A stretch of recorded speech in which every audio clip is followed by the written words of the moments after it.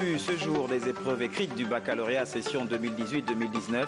Les séries techniques A et B ont ouvert le bal après le lancement officiel de l'examen par le ministre d'État à l'Éducation nationale qui a visité le plus grand centre d'examen.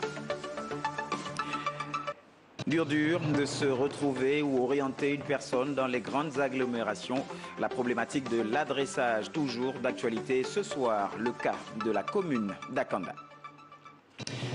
L'affluence tous les 25 du mois devant les établissements bancaires, devant la persistance du phénomène, eh bien la rédaction se demande ce soir comment pallier le phénomène.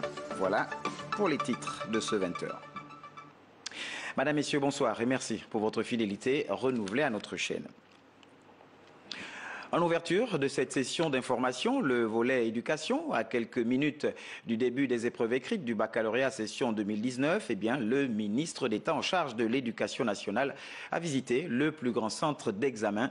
Michel Menga-Messon s'est imprégné des conditions dans lesquelles vont évoluer les candidats ainsi que les membres d'organisation. Il a à l'occasion déclaré ouverte la dite session d'examen. Mirandangé, Arnaud Mengue pour les détails. Le ministre de l'Éducation nationale a donné le coup d'envoi des examens du baccalauréat sur toute l'étendue du territoire national. Lieu choisi, le lycée Paul Ndjedje-Ngunju. Nous avons décidé de le faire ici. Ce n'est pas un hasard. C'est parce que je crois que c'est le plus grand centre du baccalauréat du Gabon. Donc nous avons pensé que comme c'est le plus grand centre, il est donc suffisamment représentatif des autres centres de l'intérieur du pays que nous ne pourrons pas physiquement visiter. Donc, à travers la cérémonie que nous organisons cet après-midi, c'est tous les centres d'examen du baccalauréat que nous ouvrons. Une session qu'il veut de taille et pour sa réussite, c'est chaque composante qui doit jouer sa partition. Aujourd'hui, nous souhaitons que chacun de vous ait en mémoire, là où il se trouve, que c'est l'avenir de nos enfants que nous avons entre les bras, que c'est l'avenir de ce pays dont il est question, que nous vous faisons entièrement confiance et il faut que vous soyez à la hauteur de la confiance qui a été placée en vous. Le centre du lycée Paul Ndjedje-Ngunju, c'est 1252 candidats issus des séries A2 et B et répartis dans 42 salles d'examen. Voilà, les vieilles habitudes ayant la peau dure, Michel Menga-Messon est bien le ministre actuel de l'Éducation nationale. À son propos, ce sont les candidats des séries techniques A et B qui ont ouvert le bal dans une atmosphère de calme, mais également de sérénité. Le constat a été fait par Arnaud Mbabekong et Francis Ngomo. Baccalauréat session 2019 ont planché sur les épreuves écrites de sport pour ceux déclarés inaptes et d'anglais pour le bac technologique, notamment la filière menuiserie industrielle. Au terme des dites épreuves, la confiance est au beau fixe. Le stress est évacué, puisque par rapport à l'épreuve d'anglais, il était cadré dans le domaine auquel je fais, c'est-à-dire le bois. On parlait de nos machines, de bois, des produits utilisés et apparemment, j'ai bien abordé mon épreuve d'anglais. L'épreuve est abordable, oui. Il faut dire que l'année se prépare, le bac se prépare bien en avance. Et c'est ce qu'on voit tous les jours. On a pu s'en sortir, bien qu'il y avait des nouveaux éléments, mais il faut connaître les bases de grand-mère notamment. Et ça peut aller, ça va. On peut quand même dire que ça va. Dans l'après-midi, le tour est revenu aux candidats des séries A et B de se pencher sur les épreuves écrites de cet examen, passerelle entre le secondaire et le supérieur. Ce 26 juin, toutes les séries emboîteront le pas aux épreuves précédentes, pourquoi pas dans un élan empreint de calme et de sérénité, des éléments qui ont prévalu déjà tout au long de cette première journée. Et puis la fraude au bac, on en parle, un phénomène assez récurrent qui préoccupe les organisateurs. Pour cette année, des mesures ont été prises pour éviter toute fuite possible qui pourrait entacher la crédibilité de cet examen. Charles Obamondo, Arnaud Mengue. C'est une problématique assez cruciale. La jurisprudence abonde largement en la matière. Chaque année, à chaque session du baccalauréat, des révélations éclatent, la fuite des énoncés, des sujets parfois accompagnés de copies corrigées, détenus par devers les candidats. Pour la présente édition, les organisateurs ont pris toutes les dispositions nécessaires pour que rien ne transpire et que tout soit complètement verrouillé. Mais pour des questions de stratégie, le mode opératoire reste tenu secret. Nous avons mis en place un dispositif sécuritaire et il y a des gens qui sont désignés pour ça, qui savent ce qu'ils ont à faire. Et je peux vous dire que ce cordon de sécurité existe. Vous savez, l'être humain a 1001 tours dans sa poche. 1001 tours. Nous ne pouvons pas dire que nous avons tout sécurisé à 100%, mais nous avons pris des dispositions pour minimiser autant que possible ce qui vous inquiète et qui nous inquiète tous. Les mêmes angoisses ont conduit également les autorités de tutelle à s'intéresser au phénomène de la fraude qui se produit pendant le déroulement des épreuves. Les sanctions sont prévues par les textes pour les élèves pris souvent la main dans le sac. Ce que nous souhaitons, c'est qu'il n'y ait pas de fraude. Qu'il n'y ait pas de fraude. S'il s'avère qu'un de nos fils est pris en flagrant délit de fraude, ou alors un de nos encadreurs ou enseignants est pris en flagrant délit de fraude, nous sommes dans un pays de droit, n'est-ce pas? Le droit va parler. Rien d'aussi compromettant qu'une tentative de cette nature. Un candidat averti en vaut plus de 28 000 inscrits au bac cette année. Fait de société à présent difficile pour les automobilistes et usagers de se retrouver ou orienter une tierce personne, notamment dans la commune d'Akanda. L'absence de panneaux de signalisation serait à l'origine de cette difficulté. Le constat est de Joyce Lorna Wangi et Hervé Nzig. Nous sommes en plein cœur de la commune d'Akanda et pourtant difficile de se retrouver quand on n'y réside pas. Carrefour Gigi, Cherko, Amissa ou encore Carrefour Envorbam. Ici, automobilistes et riverains s'accordent. Orienter un usager ou se retrouver relève du parcours du combattant. C'est tout à fait difficile parce que tous les carrefours se ressemblent. Nous avons par exemple le carrefour Cherko et Charko qui se ressemblent. Les différentes cités d'Ongonje, il n'y a pas de panneaux de signalisation qui peuvent indiquer tel endroit, tel quartier. Ici, à Ongonje, on ne sait même pas où on se trouve, sauf un bâtiment. Mais le rond-point, ça se ressemble totalement qu'on ne sait pas où on se retrouve. Et les populations attendent que la mairie mette des panneaux où on peut distinguer qu'ici on est au carrefour Antraco, on est au carrefour Cheko. Des panneaux qui sont assez visibles, des grands panneaux en fait. Une indication pour nous orienter, pour nous faciliter de nous y rendre parce que c'est difficile pour nous de nous rendre ici souvent. Un adressage de cette jeune commune apparaît un impératif pour l'équipe municipale. Cela faciliterait surtout un accès par tous. Et puisqu'on parle d'adressage, parlons de l'ouverture des travaux de la session ordinaire du conseil municipal d'Ovendo. Plusieurs points étaient inscrits à l'ordre du jour, parmi lesquels l'examen et l'adoption du compte administratif 2018, adopté à l'unanimité par les conseillers membres. Ce compte est positif, selon l'édile d'Ovendo, Jeanne Bagou, que nous écoutons au micro d'Arnaud Mbabekung et Francis Songomo. Nous sortons là d'une session ordinaire sur l'examen et le vote du budget et du compte administratif, exercice 2018. Il ressort de cette rencontre que le compte est bon, il est positif, donc avec un montant excédentaire de plus de 344 millions, ce qui affiche aujourd'hui un compte cumulé de 9 milliards, plus de 9 milliards. Donc, et je voudrais dire ici que les 9 milliards ne sont pas de l'argent rangé, ce sont des écritures.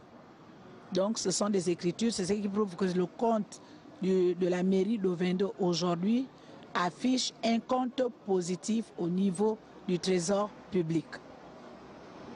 C'est-à-dire les comptes de l'exercice 2018 ont bel et bien été équilibrés en recettes et en dépenses, mais au-delà de ce qui avait été mis à notre disposition, nous avons recouvré au-delà de ce qui avait été prévu. Donc le compte, il est excédentaire. Et puis dans l'actualité de ce 25 juin également, la cérémonie de lancement officiel du dispositif de télégestion et télétransmission de la CNAMGS. Le système vise à terme le remplacement de la feuille de soins ordinaire par celle électronique, le tout pour optimiser l'organisation du travail de la CNAMGS et tendre vers zéro papier. Conforte Olga Okenkali, Marlise Mengue. Remplacer la feuille de soins ordinaire par celle électronique tout en canalisant les informations au moyen d'un système téléinformatique, c'est la finalité que vise ce nouveau dispositif de télégestion et télétransmission acquis par la CNAMGS pour optimiser son organisation.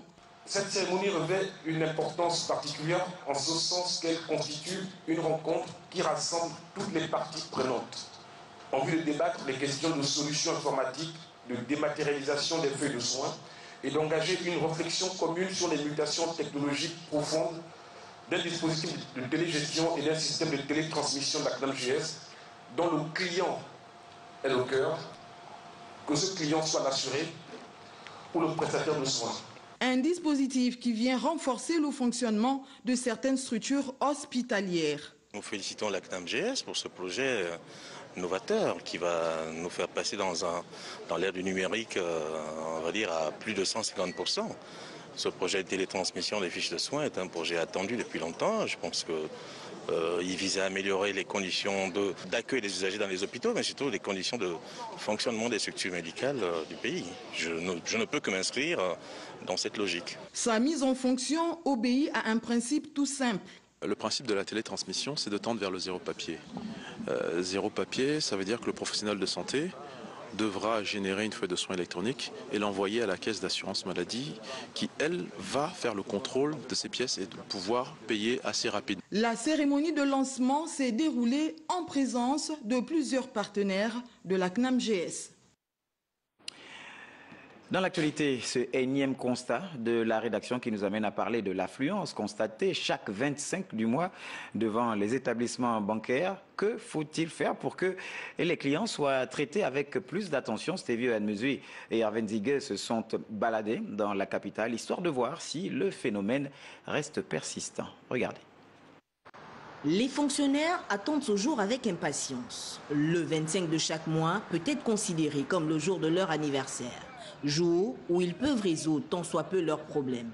Cependant, pour entrer en possession du fruit de leurs efforts, il faut subir plusieurs désagréments, pour ne pas dire humiliation.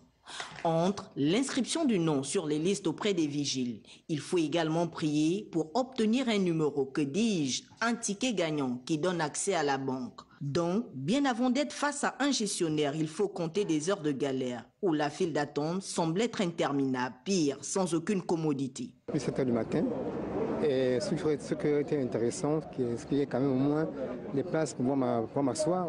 Vous voyez, il y a la finance, il n'y a pas d'endroit où s'asseoir.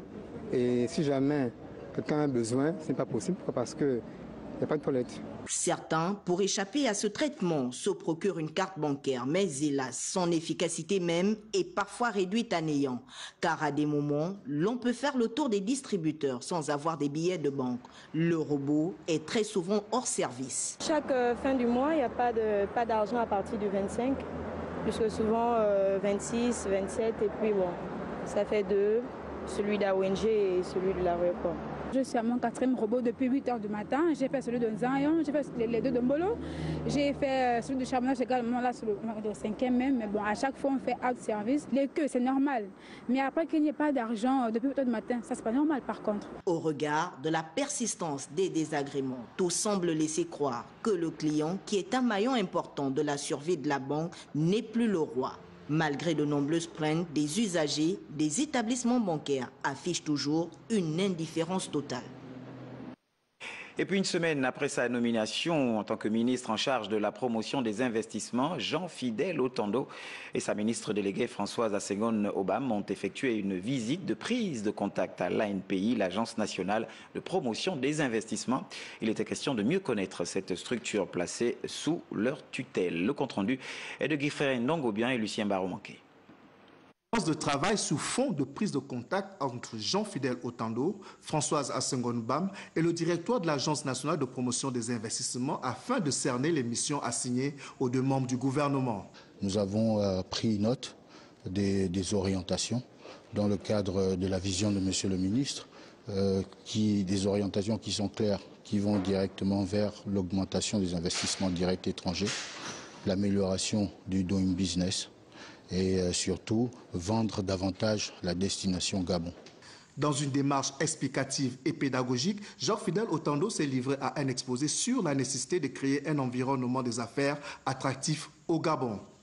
Nous avons reçu une lettre de mission du Premier ministre qui souhaiterait que nous augmentions les investissements directs étrangers.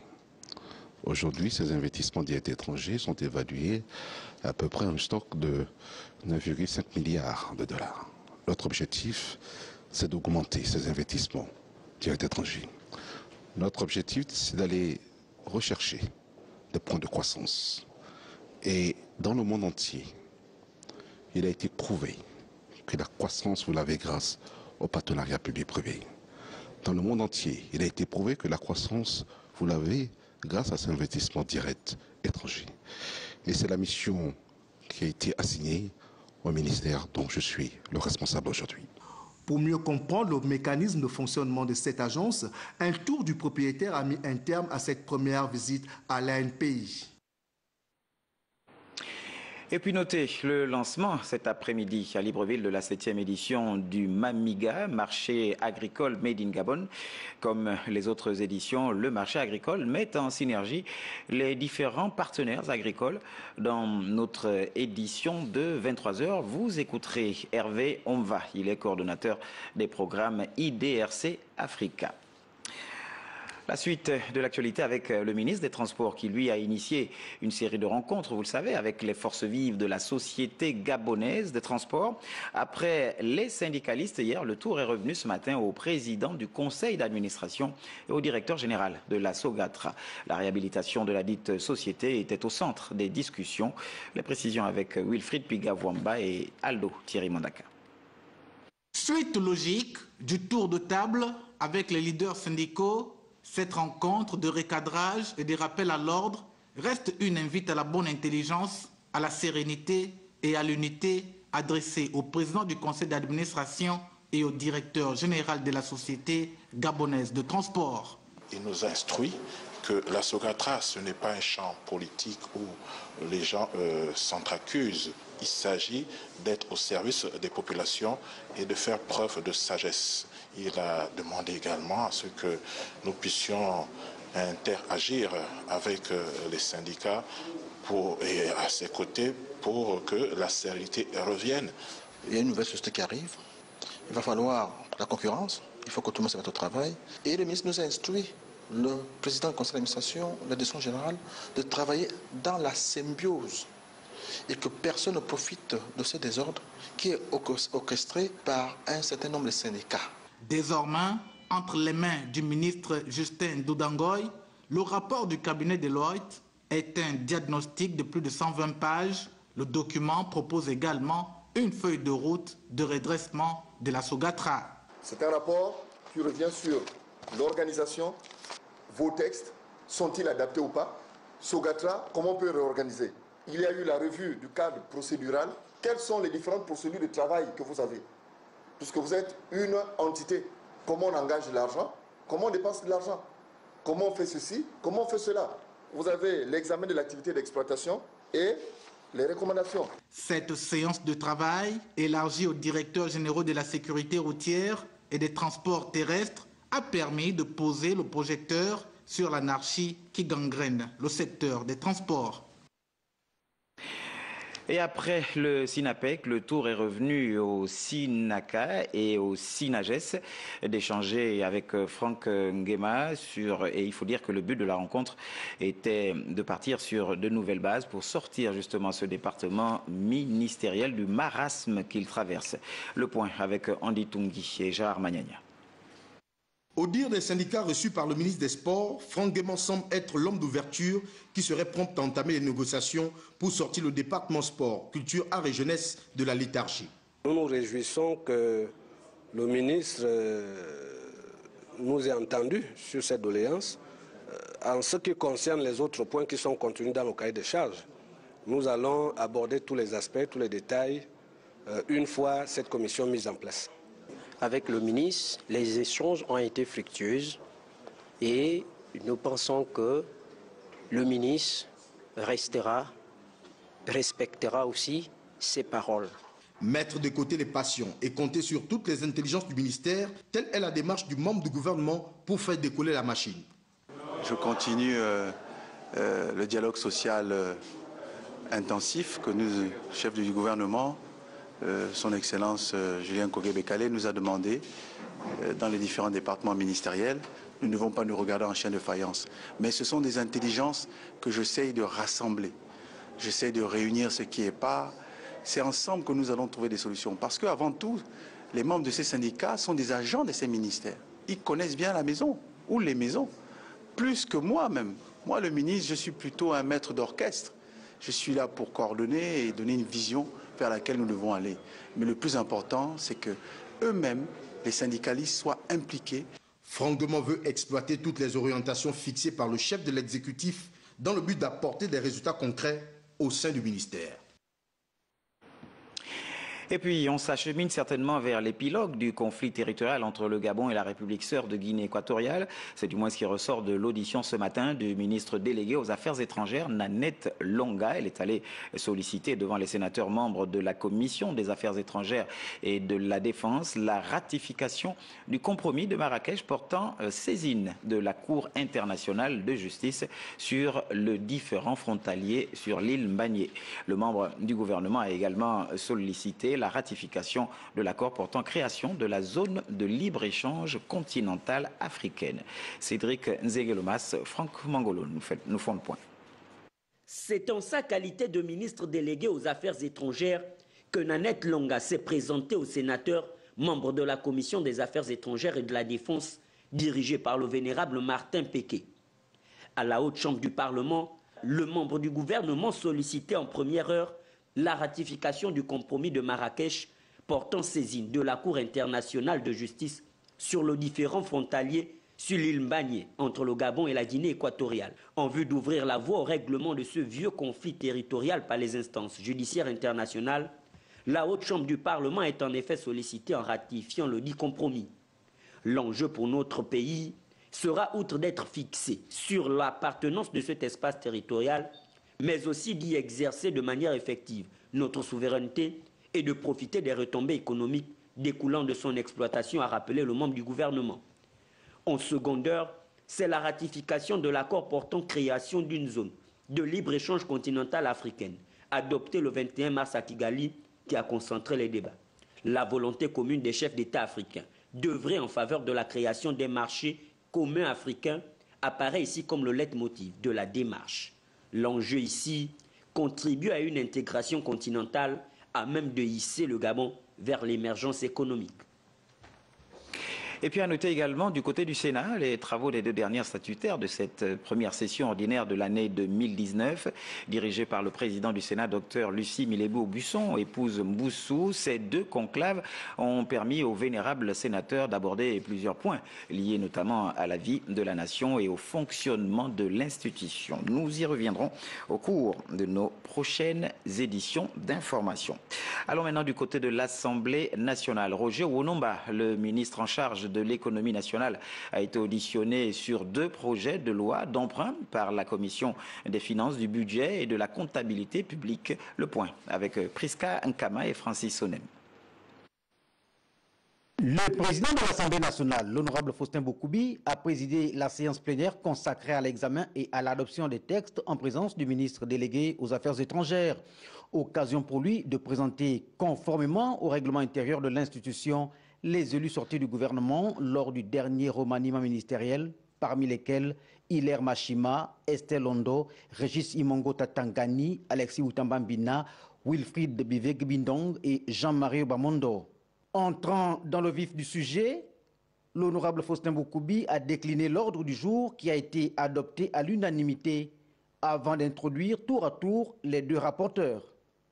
Le projet de loi autorisant la ratification du compromis portant saisine de la Cour internationale de justice sur le différend frontalier sur l'île Mbagné entre la République gabonaise et la République sœur de Guinée équatoriale. Deuxième projet de texte, le projet de loi autorisant la ratification de l'accord portant création de la zone de libre-échange commercial africaine adoptée le 21 mars 2018 à Kigali.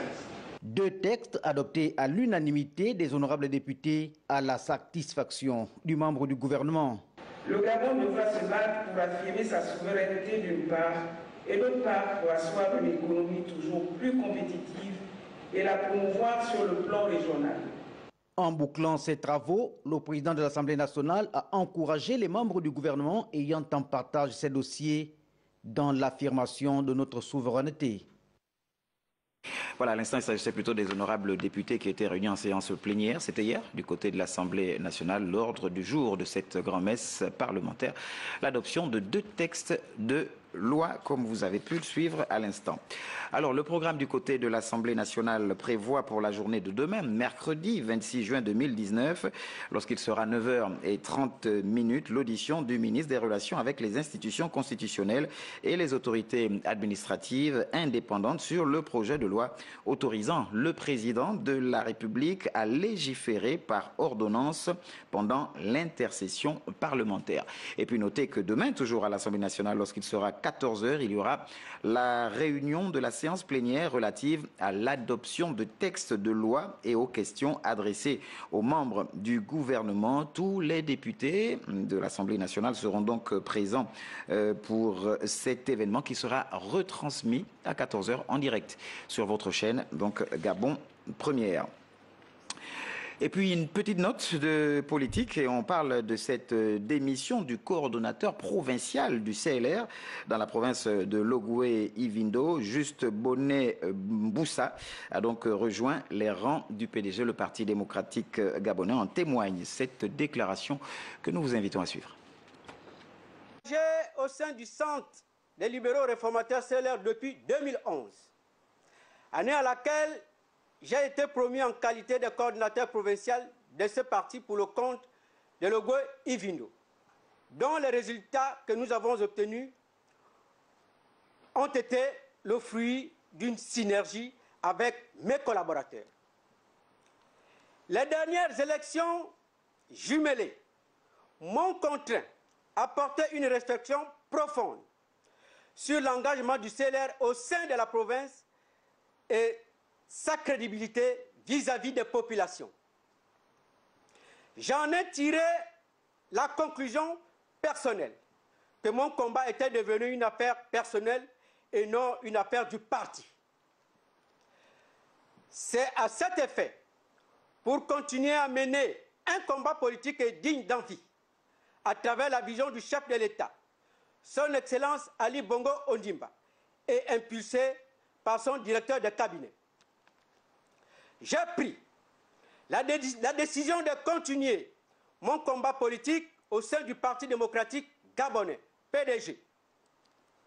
Je viens donc, par la présente, présenter personnellement ma démission, non seulement en tant que coordinateur provincial, mais aussi en tant que membre du CLR. Je tiens à remercier particulièrement Monsieur le Président fondateur du CLR, j'ai cité Général d'armée Jean-Boniface Assélé Dabani. Je vous remercie.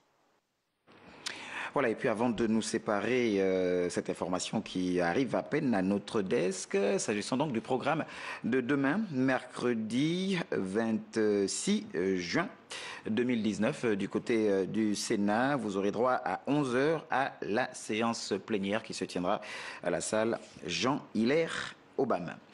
Et puis la sagesse africaine de ce jour, la famille est une forêt qu'on ne peut tailler. À méditer tout au long de cette soirée, la famille est une forêt qu'on ne peut tailler. Merci en tout cas pour votre fidélité et bonne suite des programmes sur notre chaîne.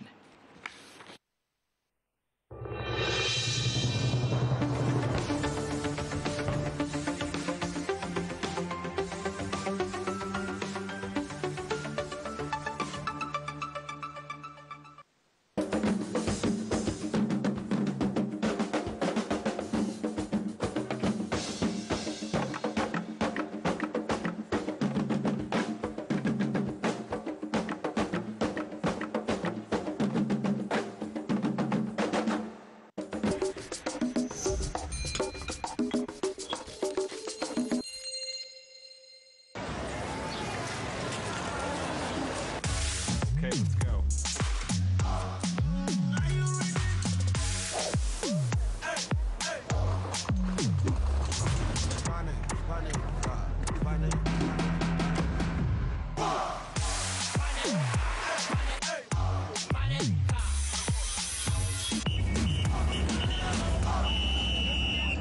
Le contre-l'attaque, ce ballon qui revient. Vous aussi passez en mode Cannes avec le décodeur HD Canal+ au prix exceptionnel de 5 000 francs. Profitez-en pour vivre toute la Cannes Total Égypte 2019 en haute définition avec nos meilleurs experts. Seulement sur les chaînes Canal+ Sport. Eh oui, participez sans limite à la fête du foot avec Airtel Money et Canal+ Gabon. Du 17 juin au 14 juillet, réabonnez-vous à Canal+ via Airtel Money et participez à la grande tombola pour gagner de magnifiques lots pour rendre votre maison encore plus belle. Chaque semaine, 10 gagnants de 50 000 francs CFA cash, une Smart TV de 43 pouces, une machine à laver ultra moderne, un grand réfrigérateur, un grand congélateur, un grand salon et une table à manger. Et ça, c'est chaque semaine pendant 4 semaines avec notre partenaire Royal Plaza. C'est simple et rapide. Il suffit juste de composer étoile 150 dièse et choisir l'option 3. En plus, vous bénéficiez de 10 minutes de communication vers tous les réseaux. Airtel Money, la solution numéro 1 du réabonnement Canal+.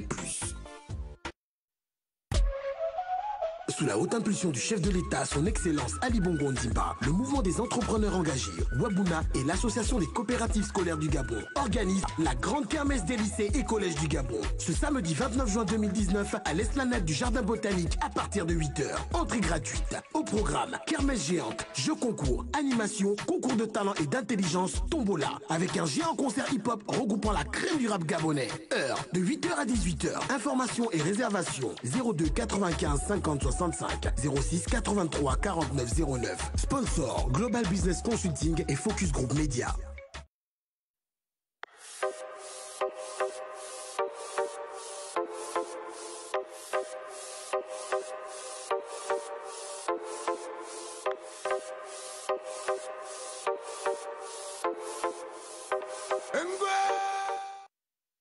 Dans le football, il y a des supporters excentriques, sentimentaux et extravertis. Mais tous partagent la même passion du football. 90 minutes de friction avec 33 Exports. 33 Exports, supporter numéro 1 du football.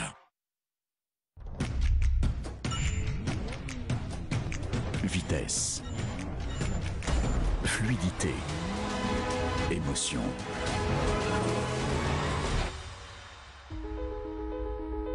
Réalisme.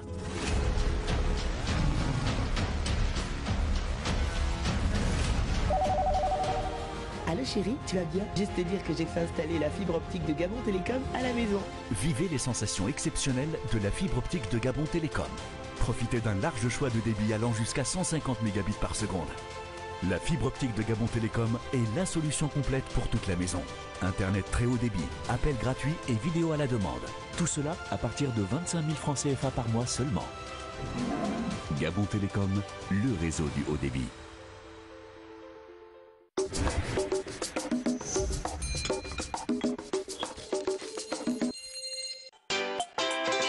Je profite de ma vie avec Gabon Télécom. Gabon Télécom, le réseau du haut débit.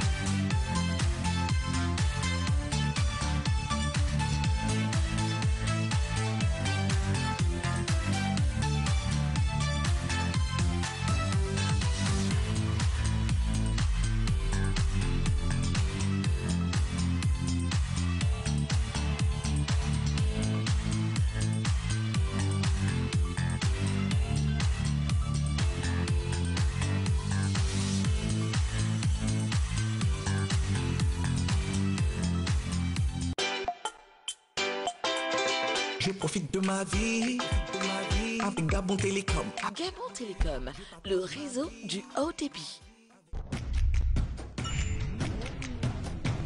Vitesse, fluidité, émotion.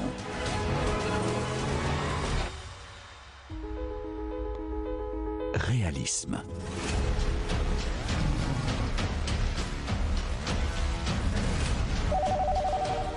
Allô chérie, tu vas bien? Juste te dire que j'ai fait installer la fibre optique de Gabon Télécom à la maison. Vivez les sensations exceptionnelles de la fibre optique de Gabon Télécom. Profitez d'un large choix de débit allant jusqu'à 150 mégabits par seconde. La fibre optique de Gabon Télécom est la solution complète pour toute la maison. Internet très haut débit, appel gratuit et vidéo à la demande. Tout cela à partir de 25 000 francs CFA par mois seulement. Gabon Télécom, le réseau du haut débit. Sous le haut patronage de Madame Sylvia Bongo Ondimba, première dame du Gabon, le ministère de l'Agriculture, de l'Élevage, de la Pêche et de l'Alimentation organise du 1er juillet au 30 août 2019 la deuxième édition de vacances agricoles sous le thème « Encourager le retour à la terre autour du maraîchage ». Sur l'ensemble du territoire national, vous avez entre 8 et 22 ans. Inscrivez-vous pour passer des vacances incroyables au contact des métiers passionnants de l'agriculture. Inscription à Libreville au ministère de l'Agriculture, en province auprès des services provinciaux et des chefs de secteur agricole des départements. Infoline 02 13 48 97 07 11 70 13. Les vacances agricoles, suscitons des vocations pour un retour à la terre conformément à la vision du président de la République, Ali Bongo Ondimba.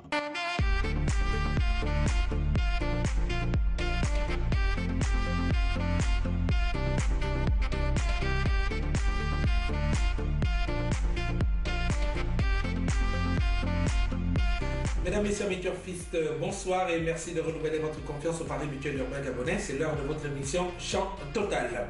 L'actualité au PMUG, ce mardi, notre semaine hippique s'est poursuivie. 3 courses vous étaient proposées, à savoir la course du PIC 5 en masse commune internationale, la course du quartier qui valait 1 million de francs CFA, la course du quintet en masse locale qui valait 40 millions de francs CFA. Et on n'oublie pas que c'était un jour de jackpot. Le jackpot, notre pote, était ce mardi à 1 million de francs CFA. Avant de parler des courses du jour, je reviens sur ce rappel quotidien. Vous le savez, le football a donc fait son arrivée dans les kiosques PMG. Vous avez désormais la possibilité de parier sur vos compétitions favorites, à savoir l'Euro Espoir, donc des moins de 19 ans, la Coupe du Monde féminine de football, la Coupe América et bien entendu la Coupe d'Afrique des Nations. Et justement concernant la Coupe d'Afrique des Nations, 2 affiches donc étaient à l'honneur ce jour. On peut dire comme ça, le Cameroun qui affrontait la Guinée-Bissau, c'était à 18h et bien entendu la dernière rencontre qui oppose le Ghana face au Bénin. Le programme donc des matchs donc, est disponible dans tous les kiosques du PMG, c'est gratuit. N'hésitez pas à vous le procurer. Nos délégués commerciaux sont parfaitement outillés et vous attendent pour vous donner de très bons conseils. On marque une courte pause et on se retrouve juste après ça. Attention, du nouveau PMUG, et oui, pariez au foot au kiosque PMUG le plus proche de chez vous. Émotion, passion, gain.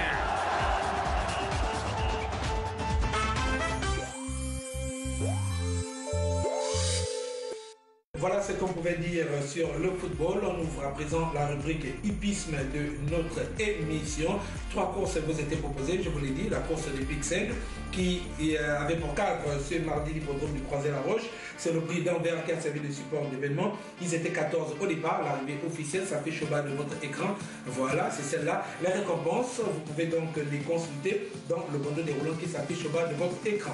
Nous passons à présent au quartier. Je vous l'ai dit, d'abord je prenais 1 million de francs CFA. Nous étions à Vincennes à l'occasion du prix Marcel de Goujon. L'arrivée officielle s'affiche également au bas de votre écran. Les récompenses sont disponibles sur notre site internet www.pmugabon.net, mais également sur notre page Facebook. Quant au compté local à présent, qui valait 40 millions de francs CFA, arrivée et récompense sur notre site internet et sur notre page Facebook. Voilà ce qu'on pouvait dire pour les courses de ce mardi. On marque une courte pause avant de parler des prochaines épreuves.